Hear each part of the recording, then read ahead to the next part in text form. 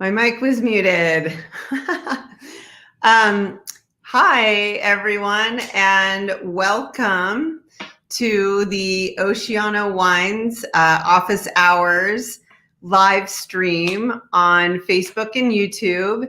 We have as our guest Kathleen Naughton of Slow Coast Wine Collective, and we're so excited to have her on because we are members, and also our wines are made in San Luis Obispo exclusively at Spanish Springs Vineyard. So Kathleen, thank you so much for coming on. Thank you, Rachel. I'm excited to be here and talk to you a little bit more about the region. Yeah, so can you go ahead and just give a background on the Slow Coast Wine Collective, the range of wineries therein? Sure. So we're a collective of, right now we have about 32 member wineries. We also have an additional probably 8 members that are growers in our area, such as Spanish Springs, where you source your fruit from. The collective was established in 1997, and our main goal as an organization is to just help promote the region on kind of a national and world stage. Our region is mostly made up of family-owned and operated, smaller kind of boutique wineries. So the collective marketing strategy has been something that has really kind of helped gain some recognition for our area. Well, that's right. Of course, our wine is called Oceano Wines, and our winery. And we named it that because of the proximity of the vineyard, Spanish Springs, to the ocean. So the Slow Coast Wine Collective, coast within the name speaks to the proximity of the region to the ocean. Can you describe a little bit about, what that distance is and what the borders are for the Slow Coast Wine Collective? Sure. So yeah, I would say the fruit sourced for wines in our collective average about 5 miles from the coast. We don't have anything that's further than 5 miles.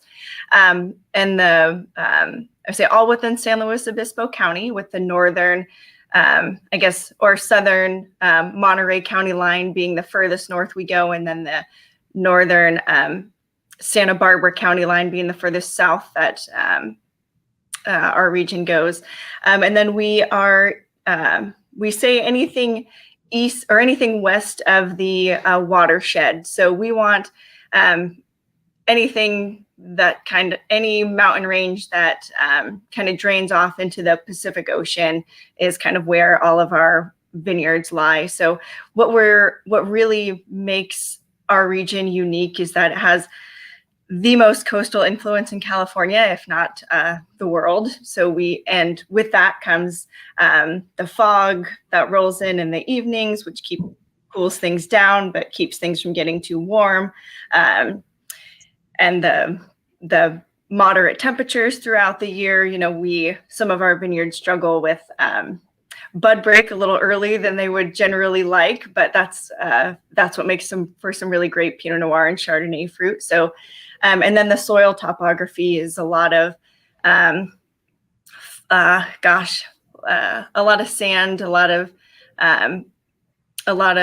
slate, a lot of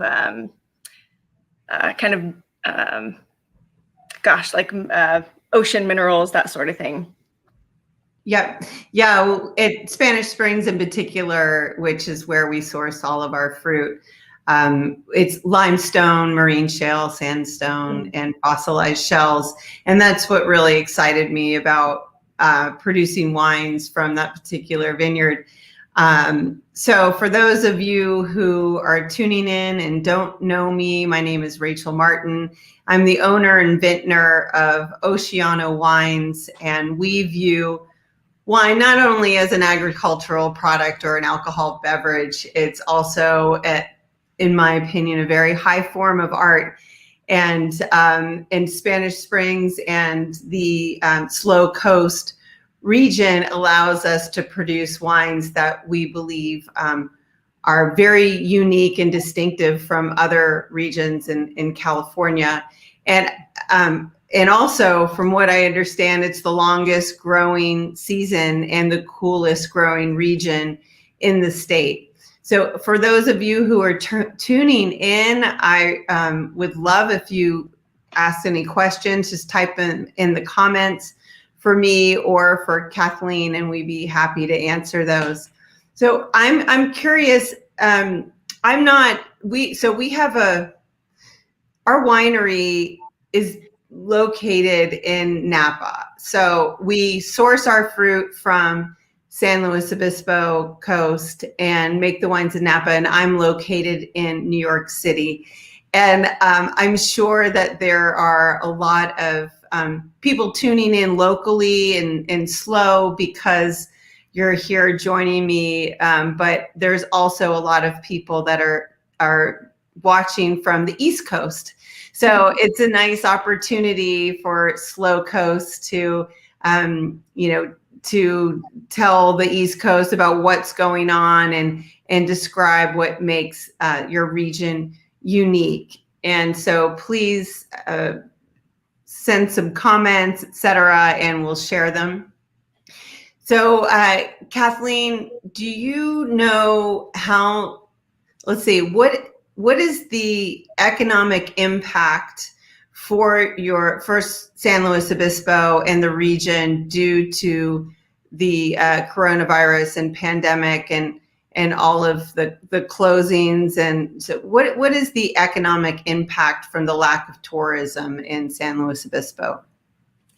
Oh, I imagine like any tourist-driven community, it's been really extremely challenging. I think we've been lucky. I think we have a very dynamic group that has been able to kind of pivot their business model. But we're a foot traffic region. People come to our area because they want to experience the kind of slow life. They like the weather here is perfect almost every day out of the year. It's there's nothing quite like tasting in a vineyard, and we have almost all of our wineries have opportunities like that. So not being able to host consumers was extremely challenging. And I think just the roller coaster of, shutting down and then reopening temporarily. So a lot of people had to let go of staff, which was really challenging and kind of run on a skeleton crew.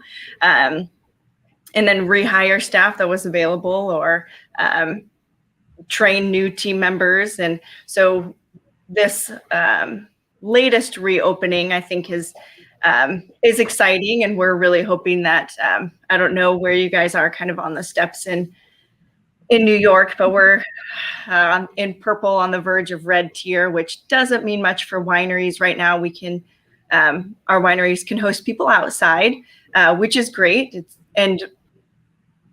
You would be amazed at what some of our wineries have done with their outside area. I mean, they have created some amazing wine tasting oases outside their door, which is just incredible.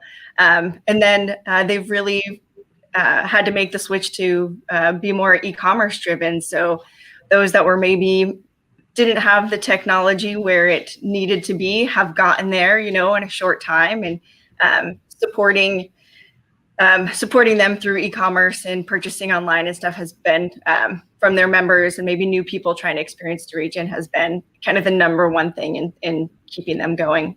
Yeah. So not only has tourism waned during that time, but also the restaurant industry was impacted. And I know a lot of the local wineries sell direct to the local restaurants, and then, the wineries had to figure out, picking up and ordering to pick up. So was there any type of collaboration between restaurants and wineries to, get more people involved in a virtual way? Yeah, actually, I would say they were restaurateurs and winery owners got really creative.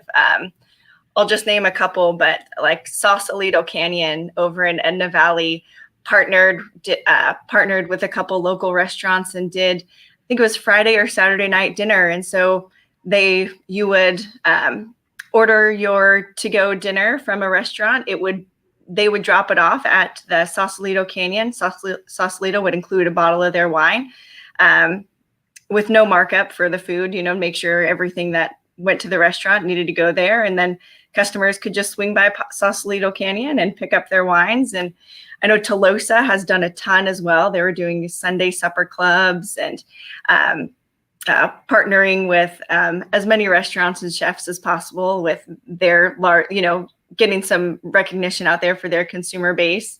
I know Absolution Cellars did some really cool like fine dining to go menus with the Psalms Kitchen up in Paso. So everyone got really creative. And if you were looking for, something out of the ordinary and something really special, wineries were able to provide it with partnerships with restaurants. It was really, really interesting, really cool to see. Yeah, that just speaks to the SLO community, how tight knit that it is, and that's totally awesome, and it's a huge identity of San Luis Obispo are the wineries and the farm to table style living. We have a question here from Teresa who says, "Hey," or "Hi.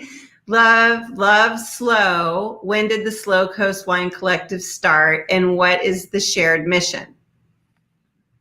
So the collective, I guess, started in the mid-90s. So 1997, they were established. And we started with wineries like Tally Vineyards, Sausalito Canyon, Claiborne and Churchill has been there since the beginning. So we have some vineyards and wineries that have been there a really long time. And our shared mission is just to gain, share the word and get the word out there that we're making some amazing kind of world-class wines in our region. Since we're so small, being only 30 wineries compared to like Paso Robles has, I believe, over 200 wineries in their collective. Their region is just larger than ours. What we consider the SLO Coast region is so specific, and it was kind of created that way. So that way, it is because we know our area, that coastal region and that coastal influence is so special and so unique. Our goal is just kind of to promote that this, kind of up and coming wine community that has actually a longer history than I know about, is just making some world-class wines. Right. Maybe I'll have Heather on for the SLO Wine History Project next time to talk more about the history of wine in the SLO region. And can you tell, for the listeners or for the viewers who aren't aware, can you talk about what SLO means and what the lifestyle is like in San Luis Obispo? Sure. So SLO, San Luis Obispo County, it's just a different pace of life here. The outdoor lifestyle is really important to everyone who works here and everyone who lives here. I think the common denominator is everyone works hard and plays a little bit harder here. Everyone just kind of enjoys the little things in life. Everyone here is a foodie. Everyone here is learning about wine and food and agriculture. We're a huge ag community. The Cal Poly is the main college that's here, the main university, in addition to Cuesta Community College, and they focus a lot on farming and ag, which is great. And bring in people from all over the world, or all over the country, for their degree program. So it's it's just a really everyone's really happy. There's always something to do any time of day. Any day of the week, you can find music. Even now, the positivity and the kind of community support during COVID, I think what we've experienced here in our community is pretty unique. With so many businesses being family owned and operated, everyone's really supportive of each other. Yeah, it's really true that the wineries are family owned and operated by large, almost entirely in San Luis Obispo, which is really important when you spend your dollars to spend with small businesses, because they make up a huge part of our economy in the United States as a whole. So thinking about the varieties that are grown in San Luis Obispo, which vary quite a bit, but they're all, generally speaking, cool climate varieties. I'd love to know, because it's on the East Coast, it's after 7 p.m., so it's wine time. Not so much on the West Coast yet, but what do you have in your glass? What have you chose to bring to the live stream tonight? So I'll always take an excuse to start happy hour a little early. We start business here shockingly early, I think. So today I'm drinking a Albarino from Stephen Ross Wine Cellars. Nice. Stephen Ross has been around for a long time, and Steve is actually our board president. And Albarino is such a fun variety. I've spent a lot of time in Portugal and Spain, and have been shocked with the similarities between kind of our kind of climate and growing conditions, and how similar they are to the coast of Portugal. And so an Albarino has gotten to be so popular. So one of my favorites to drink. Awesome. That's awesome. Well, is that a Spanish Springs Albarino? I believe it is. Yes, I do. Okay. So Spanish Springs, where we source our fruit from, uniquely Spanish Springs, we produce Chardonnay and Pinot Noir. I'm drinking our Pinot Noir. This is what it looks like. And Spanish Springs also grows many different varieties, including Albarino, and not that much Albarino. So in order to be able to source it from Spanish Springs, you either had to be, you pretty much had to be first in line for it. So that's awesome. But I'd love to know maybe what other varieties are grown on Slow Coast, and why, and how they're different to, or how Slow Coast is different to, say, Paso or Santa Barbara. So yeah, we have, I don't think I could name them all, but about 20 varieties grown in our region, and about, I think last measured, about 4,000 acres. So again, we're really a boutique. There's not too much fruit coming out of our area. The leading varieties are Pinot Noir and Chardonnay, and those are spectacular. I think most of our wineries make Chardonnay and Pinot Noir, and they vary in styles, but are so exciting. And then things like Riesling, Gruner Veltliner, Gewürztraminer, Grenache. We have, it's mostly, I would say, kind of Burgundy varietal, something that's generally a little bit lighter, or generally like picked a little bit earlier. And with what's wonderful about our area is, because of the growing conditions, since we do get a good temperature swing throughout the day, but it rarely gets really hot. So the alcohol or the sugars generally don't drive higher, as high as they will in, say, Paso Robles. I've worked for a number of Paso Robles wineries, and know that, that style is just generally a little bit bigger. I like to say that our wines from our region are a little more refined, at least for my palate. They're well-rounded. They keep some really nice acidity. The fruit comes with has some really nice tannin, and our vintners are good about not overpowering that with too much oak. And we have a lot of winemaking experience, wine growing experience in our region, which is awesome. And just and but still the kind of creativity and ambition to kind of try different things. We have people like Mike Steiner, who's doing pet nats, out of Pinot Noir or Pinot Gris, or, we've got some really interesting, fun stuff going on all the time. And I'm curious, being an East Coaster, how did you discover our area? Oh, thanks for asking. Yeah, I love being interviewed, during my interview.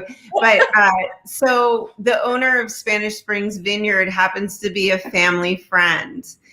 He and my father-in-law, so my husband's dad and Henry Warshaw, the owner of Spanish Springs, are great friends and they're neighbors.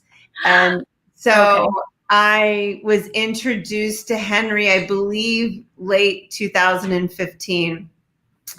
And he said, "Hey, Rachel, what do you think?" Because I was growing grapes and producing wine in Virginia at Boxwood Winery in Middleburg, Virginia.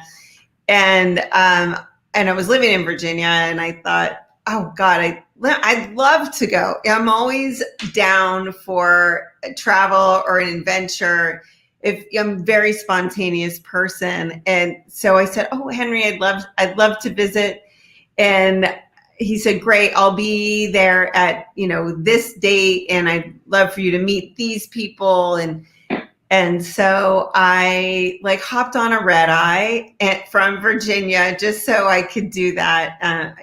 Like I said, I'm an adventurous person, always looking for the next opportunity. And so I flew into San Francisco. I think I arrived at 6 a.m., took a short nap in a neighboring hotel, and then rented a car and drove to Spanish Springs, to Pismo Beach is where we stayed. So Pismo Beach is, as the crow flies, 1.5 miles from Spanish Springs Vineyard. And I just fell in love. I visited the vineyard, and I've written an AVA, a petition for an AVA, Middleburg, Virginia, that was passed in 2012. So I have a deep understanding of soils, geology, climate, and everything, and how they affect grape quality for wine producing. And so I just knew it immediately when I stepped on site that I could make some impressive Chardonnay and Pinot Noir. And I was really ready to pivot my career based upon that vineyard. And so on site, I said, "Hey, Henry, I'd love to what do you call it? Save me 6 tons of Chardonnay. I'd love to contract for that." And he's like, "Okay." He was such a nice guy. Henry Warshaw, the owner of Spanish Springs Vineyard, awesome human being, super approachable, really cool. He lives in St. Louis, Missouri. So he's not a local, but he's, involved in the vineyard and in the business. And in fact, Spanish Springs Vineyard is part of a larger property, and Henry's company is developing home sites called Anza Vineyard Estates. That is right, next to the vineyard. It's one contiguous property. So I visited the vineyard, fell in love immediately, wanted to build a brand around it. And probably from the hotel when I was in Pismo, I called my boyfriend, now my husband, my boyfriend at the time, Kurt Deutsch, and said, hey, what do you think about getting into the wine business? He's in the musical theater industry. And I think he was just, excited by my enthusiasm and said, why not? Let's do it. So that's how that's how Oceano Wines was born. Was from pure passion and vision. I just knew the style of wine that we could make. And then we hired Marbu Mark as our consultant and our winemaker. And Marbu is based in Napa. And so many wineries, not the average consumer doesn't know this, but many wineries don't actually own the physical property of a winery and all the tanks, but they use it as a custom crush facility where it's a revenue stream for wineries to have custom crush clients. It's part of the business. So we custom crush up in Napa where Marbu is located. But so that's how I discovered Spanish Springs, is because I got an invite, to go and visit, and then, like so many people do, fall in love with the SLO region. I mean, it's commonplace. You either go to Cal Poly or whatever, you end up there for whatever reason, and you don't leave. Or you do, but you come back. And so I love it there. I love nature, and living in the countryside in Middleburg, Virginia for so long, and I love fresh air. I love open spaces. I love agriculture. And for the first time in my wine producing career, I built a brand around a site instead of building a site around a brand. I chose it because it was the right thing for the wine that I wanted to make. So we have another question coming in from Dan. Hi, Dan. Dan asks, Rachel, what is it like being a pioneer in helping establish the benchmarks for the relatively young Spanish Springs Vineyard? And will you be branching out and making wine from some of the other grape varieties planting there? Dan, thanks so much for the question. I'm that person that gets in on the ground floor. Anytime there's a new business or a new project or something new, I love to help, create the architecture for that. Or I always love getting in on the ground floor. Spanish Springs was planted from my knowledge, in 2007.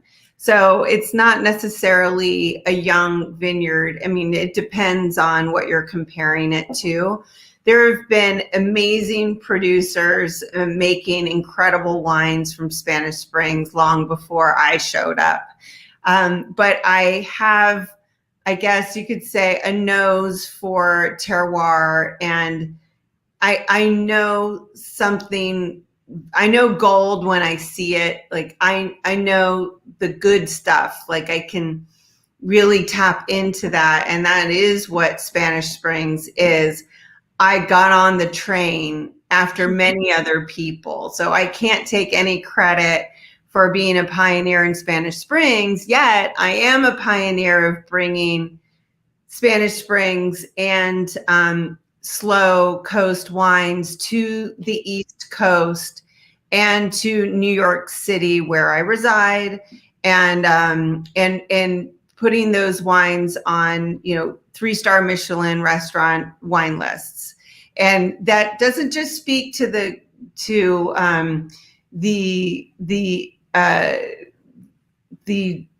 prowess or the talent of our winemaker Mark. It certainly does. However, it speaks to the terroir and to the region of SLO Coast and of Spanish Springs. We are just artists that have a style in mind for what we think would be best for that particular vineyard, and in the style of wine that we feel passionate about and that we want to make. Our wines you could consider premium wines, and that's my wheelhouse. I was producing premium wines in Virginia as well. And like I was saying before, I wrote an AVA, I wrote a petition for Middleburg, Virginia. And so I can identify high quality terroir and high quality vineyards and high quality regions that are not yet on the map. So I am a pioneer as far as emerging regions. It's what it's my oxygen. It's what I love to do. So I have another question is, okay, so SLO Coast, we have nearby, we have Paso and then, Santa Barbara, but in order for people to travel to visit the SLO winery region, they can just fly directly. Well, it depends on where you're coming from, but there are direct flights into San Luis Obispo because there is an airport in the region. And has that really added to the number of people coming to visit SLO, or are most of your visitors from California? Tell me what the visitor profile looks like. So we, I would say we're really lucky. The San Luis Obispo Airport has grown kind of exponentially over the last 5 years. We've got a really great team there who are bringing in some really great direct markets. The challenge is, we brought in, I think, 2 new direct markets early last year, and then everything got put on hold for COVID. And right now, they're still limiting airport travel in the SLO or in San Luis Obispo. So right now we're kind of just advertising as a drive market. What we're hearing is people want to get out of the house. Maybe not necessarily, maybe they can't step away for a week, but they want to, an overnight trip, a couple day trip, a 1 day trip. We get a lot of people from Santa Barbara coming up, Ventura, LA is a big, people from LA County are, I think, our number 2 demographic that come here, San Francisco Bay Area. So I guess our focus kind of during COVID as we started opening back up, and our focus and opening up now for the next, for springtime and the beginning of summer is drive markets, because that's safer travel, we think, for consumer or for people who want to visit. We are, and it's, I would say when you get here, I would say one of the challenges about San Luis, about the SLO Coast region is our vineyards and wineries are spread out. They're 5 miles from the coast, but they could be, it could be 50 miles from one winery to another. So you can spend a whole day going to 2 or 3 of our wineries. So having your car here to be able to get around and enjoy the coast, as well as stopping, at some of your favorite wineries is kind of what we're focusing on, and what we're seeing as tourism kind of starts back up again. I wanted to show some images of the SLO Coast, so maybe you can help describe what we're seeing here.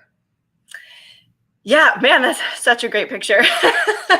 These are all on just for everyone watching, these are all on the SLOcoastwine.com website for the SLO Coast Wine Collective. Yeah, so I forget if that picture is taken on Islay Mountain or not, but you're kind of the valley there is Edna Valley, San Luis Obispo, and then over to the coast, I believe.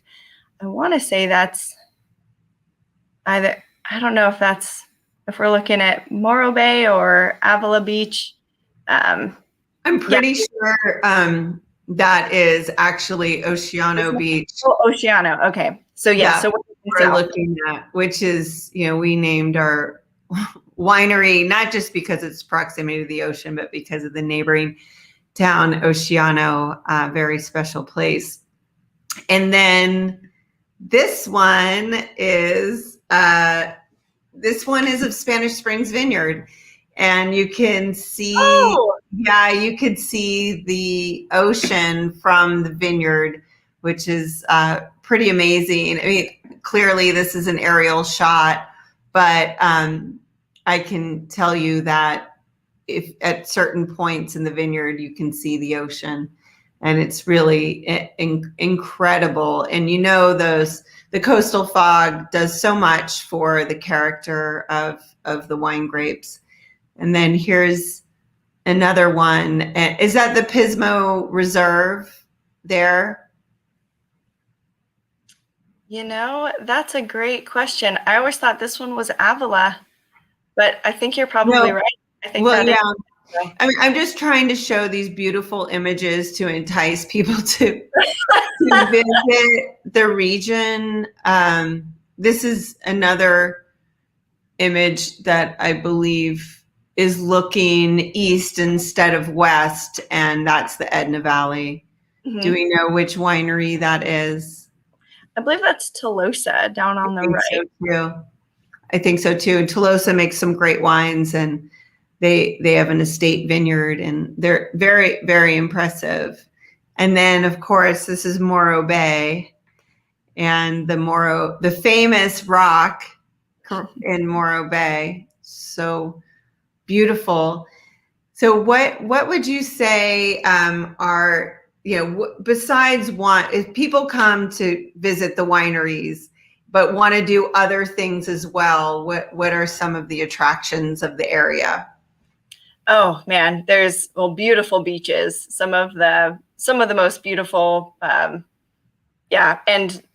not crowded beaches I think you'll ever find are on the Central Coast. We're kind of a hidden gem that way.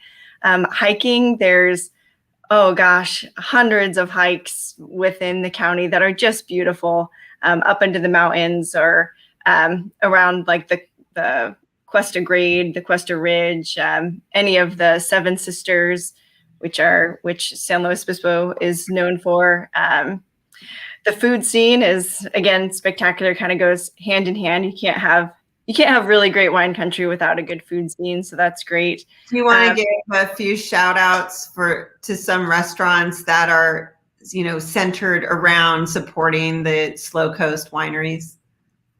Oh God. Well, I see all of them, all of our wineries work with almost every, restaurant in San Luis Obispo.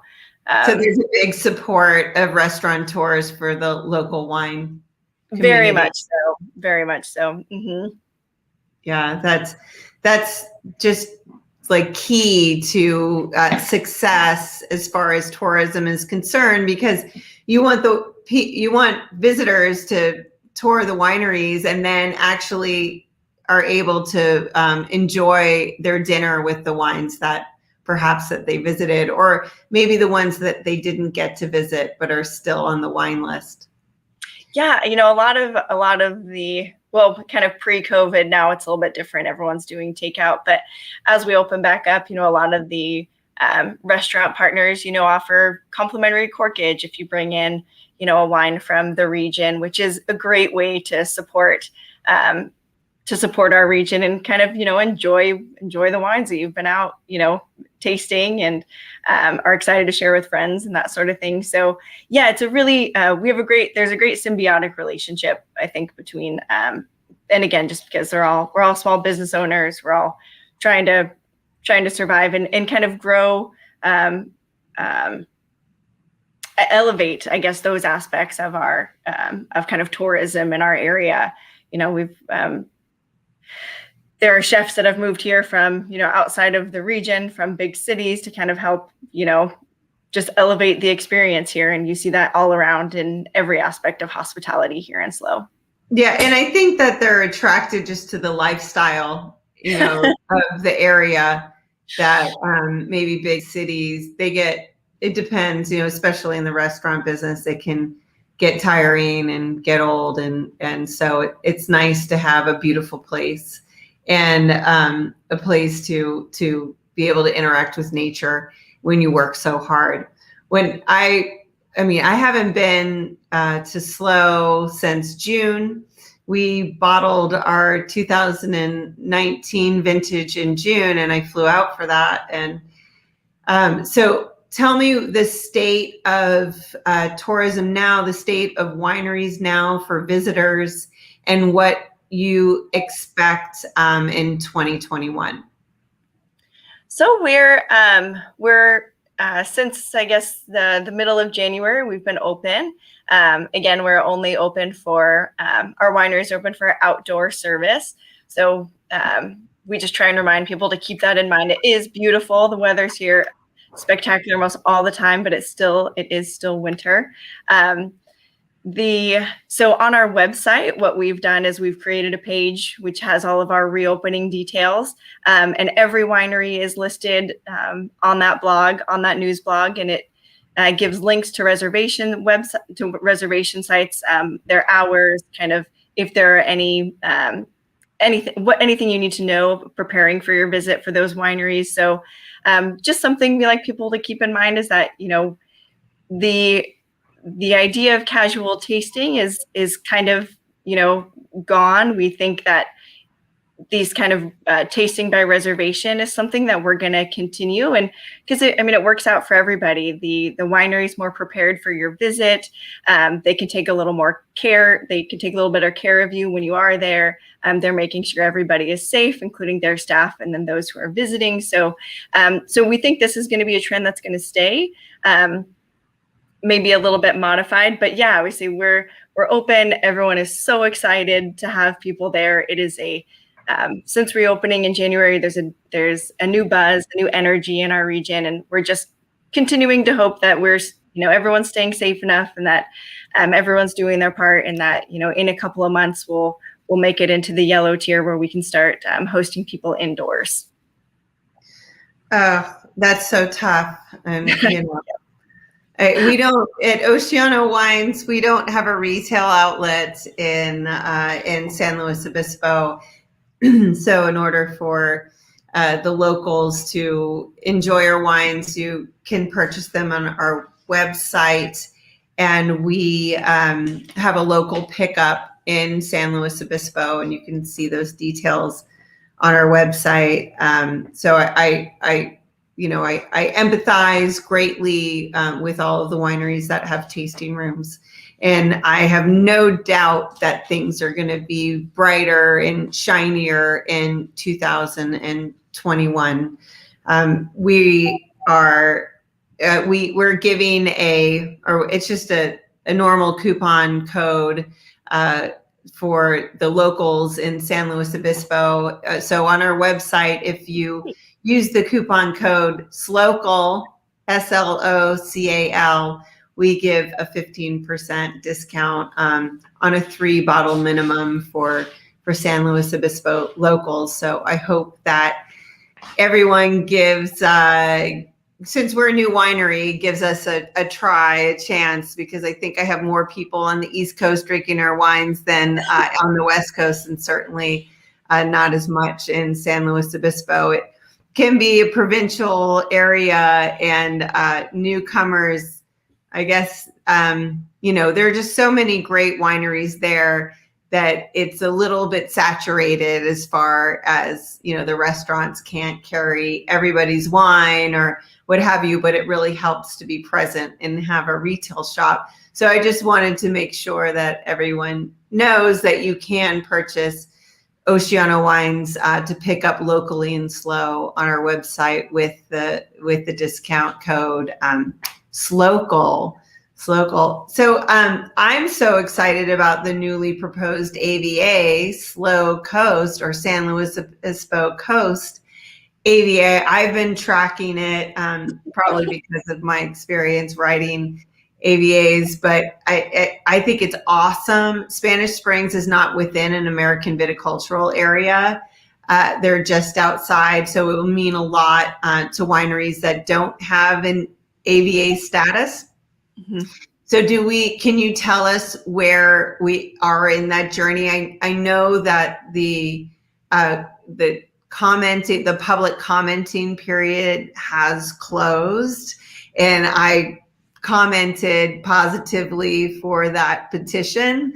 I know all those things matter so much. Mm-hmm. So do you know what the status is and where we are in the establishment of that AVA? Well, I would say it's political. So yes, we're so excited that we made it through the comment period without any hiccups or any opposition, which is fantastic. So we don't anticipate any other roadblocks. We know we're going to get approved, which is fantastic. Now it's just a matter of the changeover in the administration has an effect on the TTB and their approval of these sorts of things. So so we're still probably a few months out, but this has been a 5-year journey already, at least. So a few more months, as tough as it is to wait, I think everyone is just excited that we made it through the most challenging time, and now we have something really exciting to talk about come later this year as we kind of open back up and kind of can share that news with everybody. So yeah, we're still kind of in a holding pattern, but just hopefully for a few more months until all of the administration gets settled and it can kind of just move through that final approval process. Yeah, it's a journey. Yeah, so, you know of it better than anybody. Yeah, I mean, for me with the Middleburg AVA, I submitted the petition in 2000, and I want to say 6, but I submitted in 2006, and then it was finalized in 2008. Went through all the divisions, and then finally was approved in 2012. So it's a long road, but now things are much more automized, and you could do so many things just on the internet. It doesn't have to be all by paper like it was before. So yeah, that's super exciting. I just realized that I didn't answer a second half of Dan's question of whether I'd be making wine from some of the other grape varieties at Spanish Springs. It's my, I very much want to. We love producing Chardonnay and Pinot Noir. And yes, they have Albarino, which is, exciting because from what I understand, it's in the San Luis Obispo region, it's the largest planting of Albarino outside of Spain. Mm-hmm. And but there's also a little bit of Viognier grown on that vineyard, and I find that to be, I really think that Viognier has an important place at Spanish Springs Vineyard, and I only hope that they plant more there. How many vineyards are within the SLO Coast region?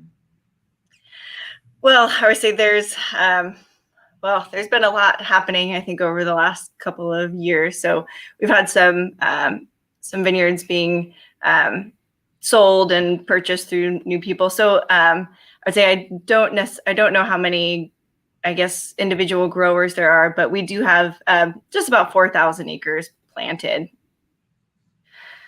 or 4,000 under vine in our region. And land that falls within our region, there really isn't that much more space under the kind of SLO Coast AVA. In addition to that, maybe a couple thousand acres are able to be planted in our region, and we'll kind of see how that goes. And how many members do you have in the SLO Coast Wine Collective? So we have about 32 member wineries, and then another probably 30 associate members, which include some growers like Spanish Springs and B Sweet Citrus, and then suppliers, like Hortau Irrigation and wine shippers, and so other organizations that help support the wine industry in some capacity. So do you know how many wineries are distributing outside of California from SLO? Yeah, almost all of them. I actually just we were just in our renewal process, kind of asked that question to see where people are distributing, to figure out as a collective where would be beneficial to spend some marketing dollars, in those markets. So yeah, almost all are distributing somewhere outside of California. Texas is a big region, or a big buyer of wines from our area. Arizona, Colorado, which are great because these are all also like direct fly markets into San Luis Obispo as well. So so everyone's really growing and trying to grow that part of it. I think that part's been, as you know, kind of instrumental in kind of staying afloat during COVID. There's a lot of wines have had to be absorbed by direct to consumer shipping outside of the area, or any sort of new distribution pickup that was possible. Yeah. Were most of your wineries already had an e-commerce site before COVID? I would say probably about 75%, 75% to 80% did. We still have a couple who, I mean, everyone now you can order online. I believe some is just a little more streamlined, like if they're working with if they're contracted with a fulfillment house or something. But yeah, everyone has luckily been able to kind of make that change and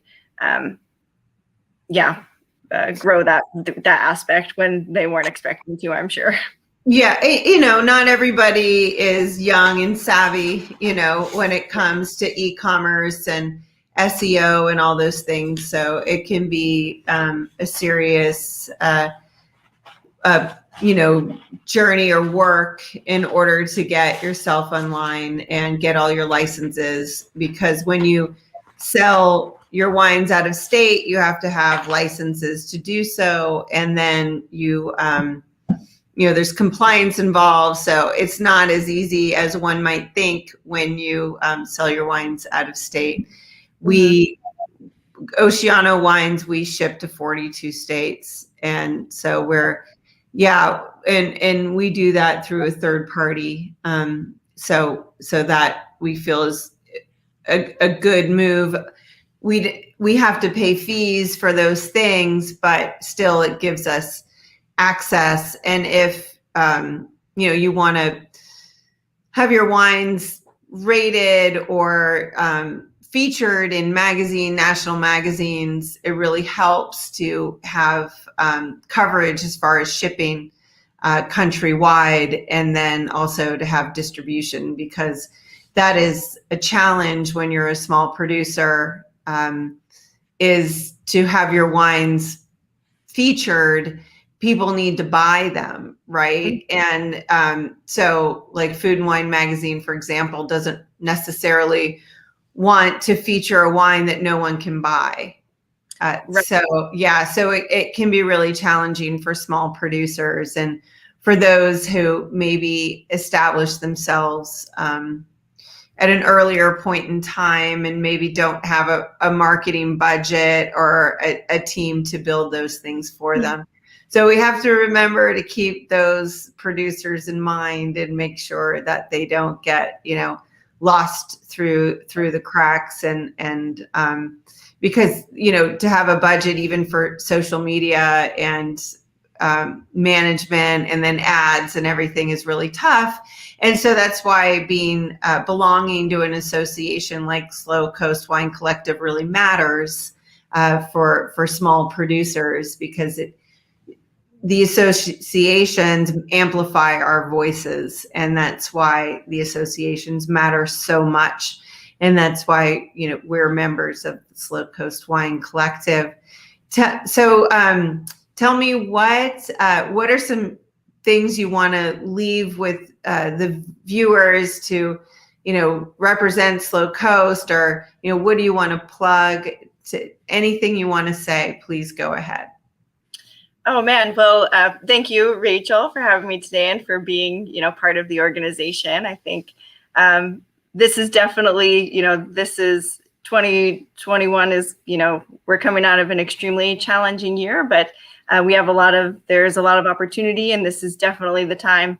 This is a year where we really got to, as an organization, step up and make sure that we're providing the best services we can for our member wineries, because we're kind of only as strong as our weakest link right now. So if you're planning a trip or you're in the area or looking for a place to visit, we're open. We're so excited to be hosting people and having people here, and you really won't find hospitality anywhere else or any other wine region like you do here on the Slow Coast. When you taste almost any of our wineries, you're usually with the vintner or the wine grower, the grape grower, or so you really get some incredible knowledge and experience when you're visiting the Slow Coast wine country. So we're ready for visitors and looking forward to another year, and excited to see kind of what's going to happen with the new AVA and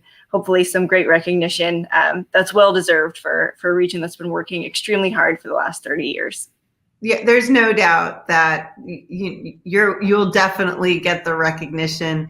And I like to say that Wine Enthusiast has been excellent at recognizing the SLO Coast region for quality wines, as has Venice Media. Those two publications are super on board with the SLO Coast wineries, and I want to give them a little shout out for that. Well, thank you so much, Kathleen, for coming on. If anyone has any closing questions, this is the time to ask them. So let me ask you, what is your, outside of the SLO Coast wine region, when you travel, where is your go-to spot? What do you like to do for fun? Oh man, that's a loaded question. I think if you're in wine, you obviously love wine, and you love wine, you love food. So I would say I'm a big international traveler. Been to Spain and Portugal about, the previous 4 or 5 years. So really looking forward to international travel. But right now, I would say I'm doing what we're seeing consumers doing. I'm visiting Santa Barbara. I'm going up to Napa, where we're visiting our drive markets and supporting kind of our local communities the best we can, and having a great time doing it. We never stay in our backyard. We're always chomping at the bit to get as far away as possible. And so this has been a really great reminder that we've got some really amazing things happening right here, even within the county and just a few hours drive away. So really trying to take advantage of those things. Yeah, totally. And if you ever want to visit Marbu and Napa, where we make our wines at Italics, please let me know. He'd love to receive you. And I'd love for you to meet him at some point. He's really, really great. And you came on as executive director. When did you come on, Kathleen? Middle of September. Yeah, so fairly recently. And so we'd love to host you up in Napa next trip you take. Thank you very much. I appreciate it. Thanks for having me, Rachel. Yeah. So good night, everyone. Be safe, stay safe, be kind, love thy neighbor, and drink more SLO Coast wine. Cheers, Kathleen. Cheers. Thank you, Rachel. Yeah, hope to see you soon. Yes, definitely. Bye.